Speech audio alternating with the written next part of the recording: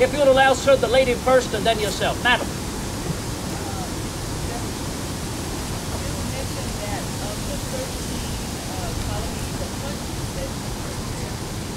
They were settled by predominantly some Pacific groups like the Germans, the Dutch. I was wondering about what language was predominant in those colonies in the beginning. How did they communicate among themselves? Or was the English at the forefront in all of those colonies? That is a wonderful question. The lady has broached the subject at the very earliest during the very earliest years of settlement, recognizing such a composite of various European peoples that were seeking an asylum here, what language may have been predominating amongst all of them.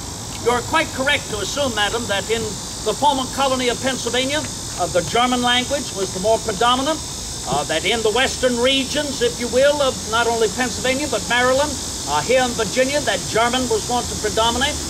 And yet continuing that migration of the English-speaking peoples westwards, that within a couple of generations, the amalgam became more or less the English language to be used and utilized amongst the people. Now, it was not so predominant that this question was ignored during the Constitutional Convention.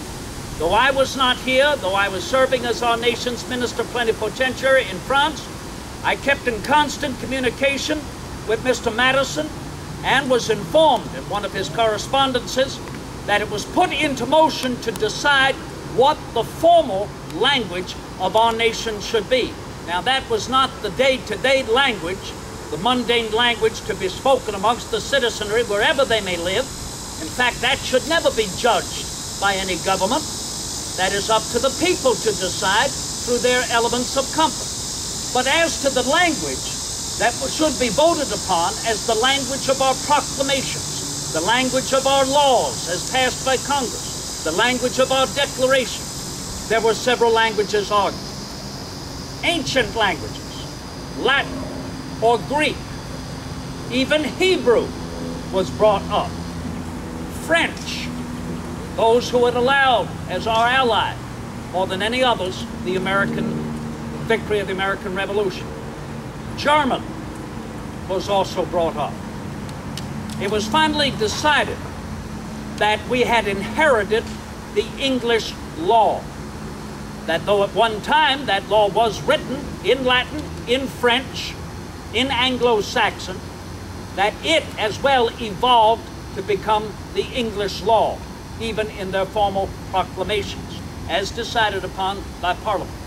And so therefore, though the English law has been revised, and I sat on a committee in the new Virginia House of Delegates to provide 126 revisions to the monarchical code under which I was born and brought up, to be applied now to a democratical Republican society, that English would be the law in the revisal of that code. And so it was decided that English would be the language of our formal documents.